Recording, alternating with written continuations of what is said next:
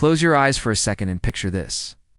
Sunlight spilling onto cobblestone streets, vendors calling out in sing-song voices, and the air thick with the smell of freshly baked bread, mingling with smoky grilled meats. Now, open your eyes and you're there, shoulder to shoulder with locals. A plate of something unfamiliar but irresistible in your hands. This was the exact moment Julia's heart skipped a beat, and Marcos knew they weren't just here for a meal. Their food tour adventures had just begun, and every step forward was an invitation to taste a new story. The sun had barely crept over the horizon when Julia and Marcos found themselves standing at the entrance of the old city market. Its iron gates still cool with morning dew. Inside, the world was already stirring. Wooden carts creaked over uneven stone, and the rhythmic chop of knives echoed from a nearby stall. Steam curled lazily from giant pots of simmering broth, the kind that had been tended to since dawn, promising flavors layered with time and tradition. Vendors, their aprons dusted with flour or splashed with sauce, called out in cheerful tones, announcing the day's specials like old friends sharing secrets. One corner smelled of fresh bread so warm it seemed to hug the air, while another carried the bold aroma of brewing coffee that could wake even the sleepiest traveler. Between it all was the faint, honeyed sweetness of ripe mangoes stacked in golden pyramids. Julia felt a strange mix of hunger and wonder rising in her chest. While Marcos couldn't stop grinning, he knew this wasn't just breakfast. This was their first true taste of the city's soul, served in colors, sounds, and scents that would linger long after the last bite. Their first stop was a modest food cart tucked into a corner where the cobblestone street narrowed. It was run by an elderly woman known simply as Señora Rosa, her weathered hands moving with a rhythm that spoke of years, no, decades, spent feeding this city. A line of locals had already formed, their chatter blending with the sizzle of meat on the flat-top grill. Señora Rosa greeted Julia and Marcos with a warm smile and a nod. Then, with swift, practiced motions, she pressed a ball of dough onto the hot griddle. The air filled with the earthy scent of fresh corn as the tortilla puffed and browned. She spooned on tender, slow-cooked pork, its rich, smoky aroma kissed with chili and garlic. A sprinkle of bright green cilantro followed, then a final squeeze of lime that sent a sharp citrus perfume into the morning air. Julia took her first bite and instinctively closed her eyes, the flavors unfolding like pages in an old story. Spicy heat, tangy citrus, and the deep, comforting soul of the pork. It's not just food, she thought. It's history wrapped in flavor. Marcos, ever the observer, watched how Rosa's hands moved, steady, confident, and unhurried, like an artist painting a familiar masterpiece. In that moment, he realized this was more than a snack. It was a lesson in love, patience, and the quiet dignity of a life dedicated to feeding others. With each stop, Julia and Marcos discovered that they weren't just tasting flavors. They were tasting history. At a crowded corner cafe, the air was thick with the aroma of freshly ground beans. Between the clinking of cups and the hiss of the espresso machine, the owner, a man named Mateo, shared a family secret.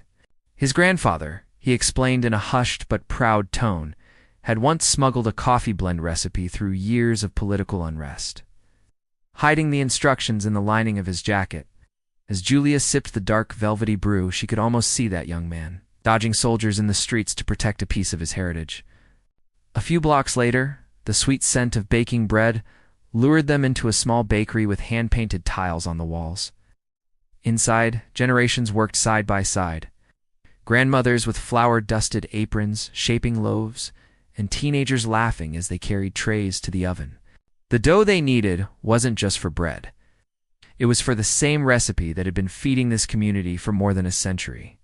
Marcos watched their hands moving in sync, realizing it was muscle memory passed down like a family heirloom. In those moments, Julia and Marcos understood something profound. Their food tour adventures weren't just filling their stomachs.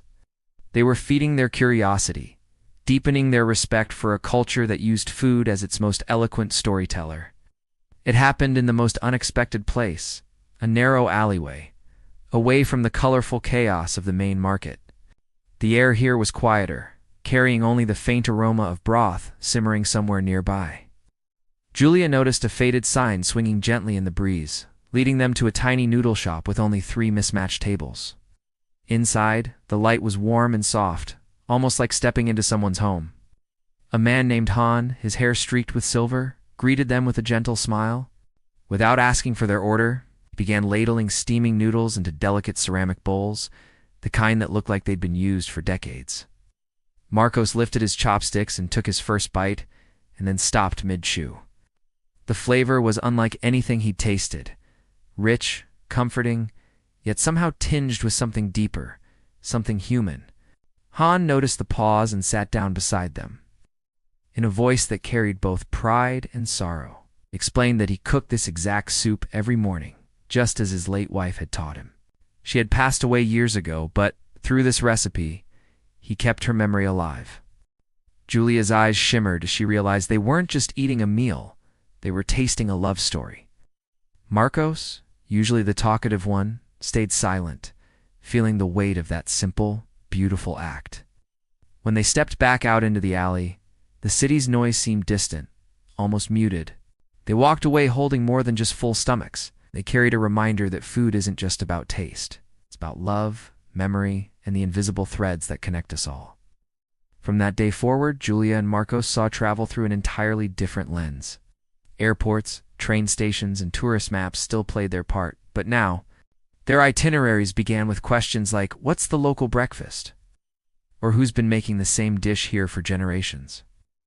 They no longer rushed from monument to monument, snapping photos to check boxes.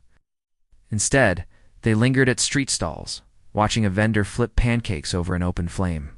They sat at small kitchen tables, sipping coffee while listening to a baker describe how the first rays of sunrise guided her daily rhythm.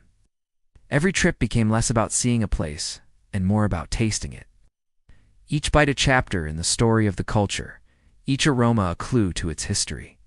Julia started keeping a journal, jotting down not just what they ate, but the names, the faces, and the moments that made each meal unforgettable. Marcos, with his camera, began focusing less on sweeping cityscapes and more on the steam curling from a bowl, the calloused hands kneading dough, the joyful exchange between customer and cook. It was a way of experiencing the world that could never be captured in a glossy brochure or found in the pages of a guidebook. In chasing flavors, they had found something richer, a deeper connection to people, their traditions, and the quiet, unspoken language of food. These food tour adventures changed the way we see people, Julia says softly, her voice carrying the weight of countless conversations shared over steaming plates and fresh cups of coffee. Every bite tells a story, and those stories stay with you, etched in your heart, long after the meal is over. Marcos nods, remembering the warmth in Señora Rosa's smile, the determination in the cafe owner's eyes, the quiet love in Han's noodle soup. It's not just eating, he adds. It's connecting, learning, and honoring the hands that craft each dish. Every flavor is a piece of someone's life, a chapter in a history we get to taste. For them, the true treasures of travel weren't trinkets wrapped in paper or photos filed away on a hard drive. They were flavors tied to faces, scents linked to streets, and memories stirred up by the simple act of sharing a meal. And in every destination, they found the same truth. Food was the bridge that connected strangers, turning fleeting encounters into lifelong stories. If you've ever dreamed of exploring the world through its flavors, don't wait for the perfect trip. Start your own food tour adventures today, even if it's just in your own city. Wander down streets you've never walked before. Try that little cafe you've always passed, or ask a street vendor about the story behind their dish. You might discover flavors that transport you across oceans, and moments that connect you to people you never expected to meet. Every plate holds a journey, and yours could begin right now. For more food inspiration, subscribe, hit the notification bell, and check out the links in the description.